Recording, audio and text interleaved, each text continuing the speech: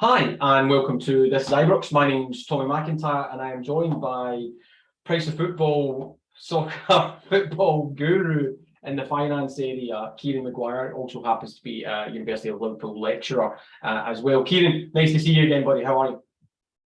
I'm grand, thanks, Tommy. Yeah, all was really good in my life as a Brighton fan until about 2 weeks ago, when the wheels fell off, and for some reason our manager thought that a £60 million cheque was a reason to leave. But I wouldn't have done it myself, of course. No, of course, we'll take your words on that. I thought you were going to pull me up for my soccer intro there, to be honest with you. I was seeing if I could get that past you. Well, do you know what? Before we jump in, cracking move for Graham Potter. It looks as though his stock just continues to rise. Yes, he's transformed the club. I've been watching us play for more than 50 years. I've never seen us play such composed, confident, risky football, and the way that we've dismantled some clubs who have 2 or 3 times the wage bills of ours has been a delight. But he's done the right thing at that point in his career, because small club managers don't go to big clubs. Yeah, that's the nature of football. So I understand what he's done from a professional point of view, the challenges that he wants to take. He wants to play in the Champions League. He wants to find out whether he can deal with big players with big egos, because that's not an issue that he had to deal with at Brighton. Yeah, which will be the make or break of him, I imagine, in terms of that dealing with the egos in there. If he does a good job, he might be able to get consideration for the Rangers one at some point. But we'll see. We'll walk past that before you have a go at me there. So listen, again, thank you very much for your time. Conscious of lots of noise around about Rangers at the moment, lots of noise around about money, investment, UCL cash. Isn't there always, it has to be said. And there's also the continual obsession around about Rangers balance sheets from other clubs as well. And I was conscious that you've been in news recently, making some comments around about that, doing some articles, etc. And I wanted to just get involved in terms of asking you, so from your perspective, we'll just start very high level. Outside, what's your understanding of the way that Rangers have handled themselves financially, fiscally, over, let's say, the last year or two, and then bringing in that UCL point? In my opinion, what the club has tried to do, and this is something, I'm from a historic insolvency background, so I'm used to corporate distress. When I look at a balance sheet, I say, well, does it look strong? Can it be made stronger? And that's the first thing that I would say that Rangers have done. They've strengthened the balance sheet by converting loans into equity. They have invested some of the money which they have received. They've had to deal with the challenges of COVID, and in my view, Rangers has probably been hit harder than certainly any other club in the UK, possibly more than most clubs in Europe, because a couple of years ago, in the last pre-COVID year, Rangers generated 60% of their revenue from matchday ticket sales. Now, if you take a look at a club like Chelsea, it's probably around about 16 or 17%. Yeah, Rangers have got three times that, and therefore they've come out of a really tough period with the club intact, with winning the Scottish Premiership, with getting to the final of the Europa League final, and with qualifying for the Champions League group stages. Yes, the last 12 months has been far better because fans have been able to attend, but you cannot ignore the 15 months that the club was having to deal with its biggest revenue source not being available to it. So the balance sheet, to me, looks as strong as you could expect it to be. The financial results will be out, I would imagine, in the next month or so. If we look at when Rangers have historically published them, we'll be able to gather some sort of greater insight at that date. And that the club also has come out of what I would refer to as a recovery phase as far as its finances are concerned. It's not had European football for a period of around about 5 or 6 years. It had to deal with that as a loss of revenue. It wasn't getting Premiership income for a period of time, and that all has legacy consequences, which you have to deal with. You've got to provide funding. It's difficult to get external funding under those circumstances. So therefore, you're relying on money coming internally from shareholders, investors, directors, and so on, which is the route that the club has taken. So I can understand, fans ultimately, they're just interested in what's happening on the pitch in the main. And if you're not delivering, then attention strays elsewhere. But some of the figures I've seen quoted in the media, I think, are a wee bit inflated. Some of those figures are ignoring the fact that the extra money that Rangers have generated is actually over 2 seasons and not 1. And some of the figures that are being quoted are just focusing on the extra money coming in, not taking into consideration that there will also be extra money going out at the same time. I think there's a couple of interesting points there I'd love to come back to, but I just wanted to touch, first of all, I think a lot of fans maybe struggle with the aspect of here's some soft loans converted to equity back out the door. I'm wondering if you could, for the layperson, and I'm going to certainly put myself in that camp as well this evening, just break that open in terms of what does that naturally actually mean in terms of conversion, soft loans, etc. Well, if a business needs money, it's got three ways of going, three roads it can go down. It can borrow money from banks. Banks will demand some form of mortgage. They will also charge interest at commercial rates based on their perception in terms of financial risk. Secondly, you can borrow from people connected to the business. So that was initially the route that Rangers have gone down, investor loans and so on. Now, when we make reference to soft loans, the nature of a loan is that, as well as paying interest, at some point in time, you've got to repay the capital. So to give an analogy, if I take out a mortgage, I can have an interest-only mortgage, but I've still got to go and, say if I take out 100 grand for a mortgage, I can have an interest-only mortgage. I pay interest for 25 years, and in 25 years, I've got to find 100 grand to repay the bank. Or you can have what's referred to as a soft loan, is where the lender isn't in a hurry to have their money back, and they're saying, I might not ask for that money back. So I think that's where we have been to a slight position as far as Rangers are concerned. And the third way of raising money is to physically issue shares to investors. Now shares come with a couple of pieces of baggage. First of all, they come with voting power, which means that if you have sufficient number of shares, you're more than 50%, that allows you to control the business, because you can appoint effectively the board of directors to carry out your wishes. If you are a traditional investor in a traditional company, you might also try to get some of your money back through dividends. That's not the case with Rangers. That's not the case with the vast majority of football clubs, with the exception of Manchester United, as far as UK football is concerned. And the other thing that you can do with shares is that you can sell them to other people, and sometimes the people you're selling them to might not be in the best interests of the business. So there's a lot of complications.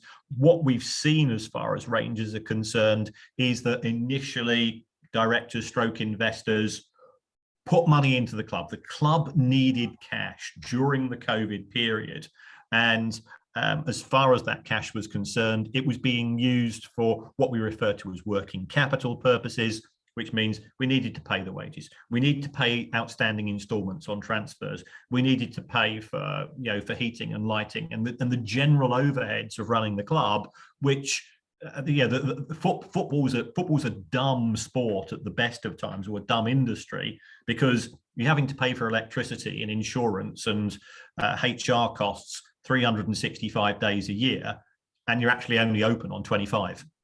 So all of those costs were not being covered during COVID due to the reduction in income coming from the three traditional sources, which are broadcast, match day, which was most impacted, and then commercial.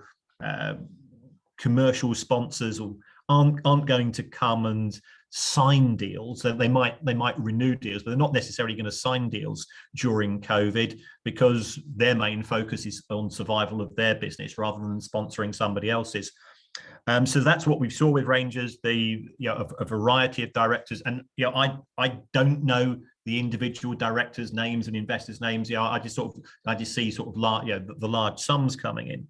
And then what quite a few of those investors stroke directors did, they said, yes, in theory, the club owes us money, but we don't want that to be repaid. And instead, we're going to convert that type of funding in the form of debt to equity funding. And one of the good things about share funding is that shares never have to be repaid. So the only way I can get money if I own shares is by selling them on to somebody else.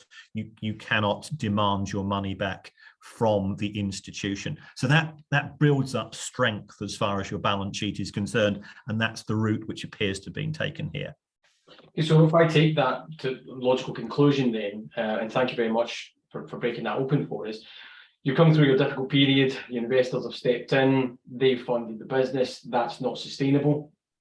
You have to get self-sustainable, self-funding at some point in time. I think the Rangers directors have spoken about that. We've had, John Bennett, the vice chairman, speaking about that recently as well, and we'll touch on him again, some of his comments today, in terms of an interview on Rangers Television, which was subsequently put out for free. So once you've got through that, you need to find revenues, and Rangers have qualified for the UEFA Champions League this season after the run to the Europa League final last year. There's a lot of attention around about the UCL numbers. There always is. And I think there's a lot of mythology round about them as well, and people tend to think that there's a big check just arrives through the door, there's lots of money, you've got the board, counting coins in back rooms, etc. And I'm wondering if you can help people understand not only some of the figures round about that, but maybe the timeline of payment, because I sense that it's not just a one and done, there is a bit of a staggered from UEFA. You're absolutely right, Tommy. The way that UEFA work, as far as the qualifications for its competition are concerned, is if you get into the Europa League, you get, I think it's around about €3 million as a qualifying fee. Now, the €3 million, that's a good night out. I'm not denying that at all. But if you get to the qualifying stages of the Champions League, you get €15.6 million, but you don't get it on the day that you qualify for the competition. That money will be paid out over the course of the year. So Rangers are going to get that money. It is guaranteed, and that clearly will be of benefit as far as the club is concerned.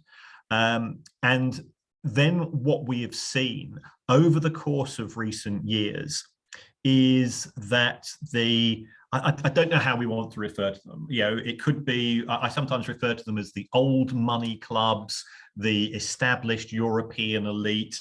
Some people refer to them as the cartel. But what clubs such as Real Madrid, PSG, Manchester United, Chelsea, and so on have done is they've gone to UEFA on a regular basis and say, we don't just want €15.6 million for qualifying the competition. we want more money on top of that. So what UEFA have done, and they've done this under the threat that unless they gave these clubs something of what they wanted, they feared that there could be some form of Super League created, and we all know the history of that, is they've created this thing called the UEFA 10-year coefficient.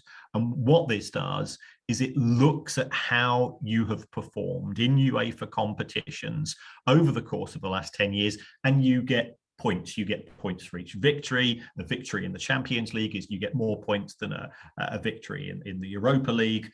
If you make, proceed to the quarterfinals, the semi-finals, and the finals, and so on. And all of the 32 clubs who are in the Champions League, their points are then compared, and they are ranked. And they are ranked from 1 to 32. The club which is ranked first gets 32 times a figure, and the figure we're involved here is just over 1.1 million euro, and the club which is bottom of that table gets 1.1 million euro, and you get an extra 1.1 million euro for every step you go up the ladder. And the purpose of that money is that if Real Madrid has an absolutely dreadful season and doesn't qualify for the group stages, they still get a load of money from this 10-year coefficient.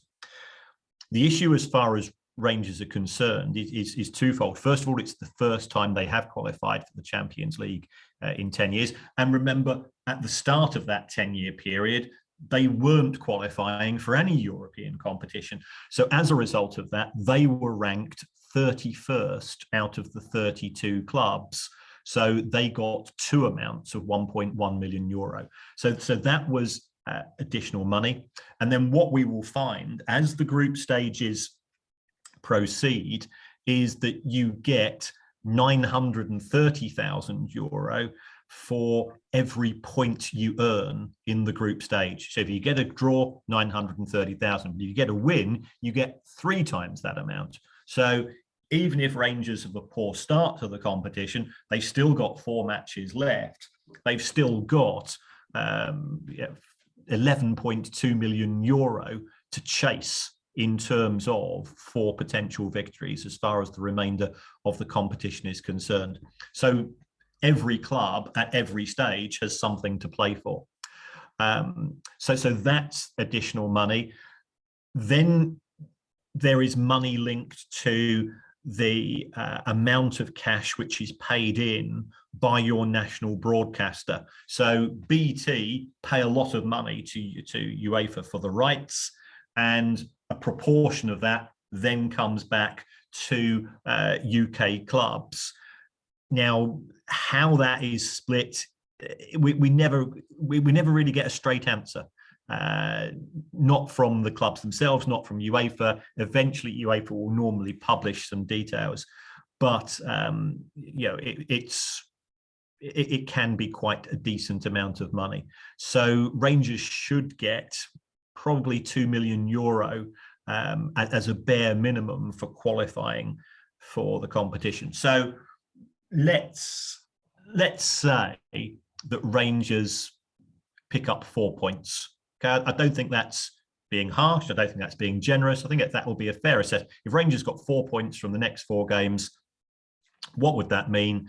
It would mean that they would get around about 3.7 million euro on top of what they've got. So we're probably talking 23, 24 million euro. Looking at the exchange rate, you've got 21 million quid. So that's what they'll get. And some of that money will be given to the clubs at the end of the group stages, and some of that money will be handed out at the end of the season. So it's not money which has been received now. So that's where the club are. And then, of course, then you've got gate receipts. And I appreciate, from an outsider's point of view, I've seen the prices. I know that some fans think that those prices are high. The club will say, well, we could have sold it 3 times over. So that would indicate that they're not from a market point of view, unnecessarily high.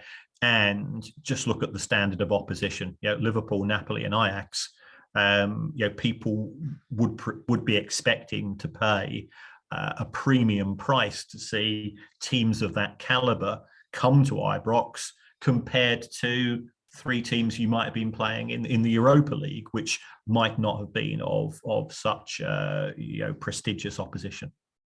No, again, I think I'll walk past the fact that you've given us 4 points in the Champions League there. I think having watched the last 2 games, I'd take that in a heartbeat, right? Some of the listeners might disagree with me, but I think it's a really interesting breakdown, and that's why I wanted to get that understanding of the timeline, because I think there is like I said, a mythology that you just get a big sum of money, and the club don't do a particularly great job. I think we've got the vice chairman, John Bennett, speaking today, as I said, about some of the communication round about that, and obviously some things are commercially sensitive, some aren't, and there needs to be some uplift there. But there is a continual swirl round about the club that money has been banked with the Europa League run and then get into the Champions League. And I think from what you've just said there, it seems fairly certain that that's absolutely not the case. What happens is there's a model where there's money going out the door continually, whether that be on improvements, whether that be on the existing squad, bringing in new players, whatever that looks like. And so from a continual balance sheet perspective, I'm interested if you have a view on this. Rangers don't tend to keep a lot of cash, is my read of the last set of figures and some information that I have at the moment. I think that's a fairly reasonable position, but I'd be interested in your take on that. Yeah, I agree with you. Certainly, as we look at their most recent accounts in 2021, they only had 3.3 million of cash. They have reduced borrowings. Borrowings in 2018, 22.5 million. By 2021, and that's after 15 months of COVID, were half that amount. Now that was due to some people saying we don't want the money back. Subsequent to that, I think they've also had to go and pay. Is it New Oasis, Dave King's organisation? Yep. That company has been paid probably in the region of around about 5 million. That is physical cash which has had to go out of the balance sheet. In addition to that, what fans don't always realise, and we've spoken about Rangers being a recovery club. They've therefore, when you're in that recovery phase, what you tend to be doing as far as the player trading market is concerned, you tend to be buying more players than you're selling. And that has been the case when it comes to Rangers. And what we've seen during that period is Rangers not only been buying players, they've been buying players on credit. Now, there's nothing wrong with that. That is how modern football works. But it does therefore mean that because Rangers, they have spent pretty decent amounts. For the last 5 seasons, they've spent well over 50 million pounds on players. But it doesn't mean that 50 million pounds has gone out. It means that some of that's gone out in the form of cash, and the rest has built up. So in the summer of 2022, Rangers have had to go and pay money which they owed to clubs for players signed in 2020 and 21 and so on. Again, that's cash which is draining out of the club. And we have seen Rangers sell players over the course of the summer, but that's not the same as them generating cash. So, if we take a look at Calvin Bassey, my understanding, and I'm fortunate, I teach football people, I teach football agents. My understanding was that the fee was around about 19 million guaranteed. There might be some top-ups on there, but I think you recruited him from Leicester. Is that right? Yeah, cross-border fee. Yeah. So how do you persuade somebody from Leicester to come, out of the Premier League and come to Rangers? The deal was, in effect, come to us. We can put you in a shop window. So we can put you in a shop window, first of all, domestically, secondly, by qualifying for Europe and get other teams to see you play. We can't afford to pay you the same type of wages as you would expect to receive in the Premier League, and Rangers' wages bill is far lower than clubs such as Sheffield United and Bournemouth and Burnley in the Premier League, because the Premier League simply is a bigger product. So what Rangers will have done is they'll said, we will give you a decent wage. He ain't selling the big issue. We know that to be the case. We will give you a decent wage, but we will put you in the shop window, and when you leave, we will give you a bigger proportion of the transfer fee than tends to be the case elsewhere. So the player is incentivized to play well. You're still picking up your win bonuses, you're still picking up your trophies, you're still making progress in Europe and going to all these great places. And should you then be sold, you will get a very decent slice of the fee. So of that £19 million, first of all, because he was sold to another European country, 5% of the fee goes in solidarity payments. As far as UEFA are concerned, some more of that fee will have gone to the player themselves, and Rangers would probably only have got half of it up front, with another 2 years worth of payments. So they got £9.5 million up front. $1 million's gone in solidarity payments. We don't know how much the player and his agent will have picked up in terms of fees. Rangers might have ended up with £6.5 million from a £19 million sale. Yes, they'll get another £6 million in a year's time, and they'll get another £6 million in another year's time, and so on.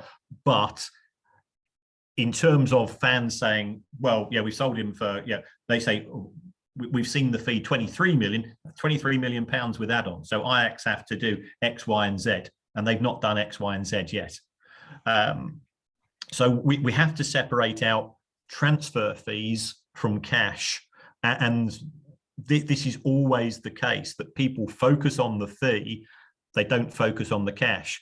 But the thing is, you need cash to pay wages, you need cash to put on the floodlights, you need cash to pay for improvements in terms of infrastructure, and you can't do that with IOUs from Ajax and other clubs. It was exactly the same with Nathan Patterson. Now, I work in the city of Liverpool. I know people in both Liverpool and Everton pretty well, and my sources in this city tell me that the Nathan Patterson fee was, Everton are paying three amounts of about 3.7 million. So will Rangers get £11 million over the period of the transfer? Yes, they will. How much have they got now? They've only received 3.7 million. They'll get another 3.7 million next January. But that again means that if Rangers want to go out and spend, the amount of money that people think the club's got available is far lower than the figures which are being bandied about. I think that example's extremely illuminating, and I think people will understand that a little bit better in terms of the cash to the fee that's reporting. Sometimes I think we all fall for that to some extent. I just want to finish there, because I'm conscious just of a brief chat this evening. We look forward to having a deeper one at a later point in time. But in terms of that, coming back to that model then, so Rangers have come through really difficult times. They're now in a place where they are selling players. They're getting reasonably good fees for them, however they're constructed or wherever. They're in Europe. From a sustainability perspective, and I'm not asking you to, gaze too far into your crystal ball here, it has to be said, Kieran, but it would seem that Rangers are on the right track and have come through some dark days and now find themselves in a place where the squad's been uplifted. Let's take current performances out of the equation right now. The squad's been uplifted. There's been investment in the backroom and the infrastructure. There is some money in the bank, and there is some live environment uplift of income streams. Is that a fair place to say that the future, whilst not maybe bright, is certainly more positive than it has been at any point in the recent history? I think that is a fair assessment, and yeah, the nature of football is that you're as good as your last result. And I appreciate that there's Rangers have had a couple of bad results in the last couple of weeks, Yeah. and therefore that has a club the magnitude and size of Rangers is going to come in for a lot of attention, a lot of scrutiny. And people are going to be saying, well, why hasn't the money been spent? Well, the money hasn't been spent because the money that people are claiming was there simply wasn't there. They've had to go and pay Dave King. The money from transfer sales will arise over a period of time. But if you take a look at the Rangers model compared to, am I allowed to mention that other club from Glasgow? We'll let it happen, considering they all think you're a paid-up member of the Ibrox season ticket holders community anyway. So why not reference them in? Well, okay. What Celtic are very good at doing is selling one player a year and generating £20 million a year on a regular basis. And then if you've got, even when you're selling players on credit, if you've got 4 or 5 of those over a period of 4 to 5 years, all of a sudden, that you're getting 4 quarters or 3/3 of separate transfers coming in, which allows the club to go out and spend in the market, and that becomes a virtuous circle. And that's what Rangers are now moving from. The Patterson sale, I think, did 2 things. First of all, it did generate some cash. Secondly, it brought attention upon the club as having a player who's good enough to command a 10 million or 11 million pound fee. And once you've got one player that comes in for that, I know from my own experience at Brighton, once we sold one of our centre halves for 50 million, and then all of a sudden, the players that might have gone for modest fees start going for much bigger fees. So the Patterson sale, I think, has started to prime the pump that you've now got more people paying more attention to Rangers players, and they also know they have to go and pay competitive rates because Rangers is not in a position where it has to accept the first offer. And that is a strong position, and that is good from a sustainability point of view. We don't support football clubs because they're sustainable. And I appreciate that for a club such as Rangers, finishing second is finishing nowhere, and it's a very emotive position that fans find themselves in. And you then start to look at scapegoats.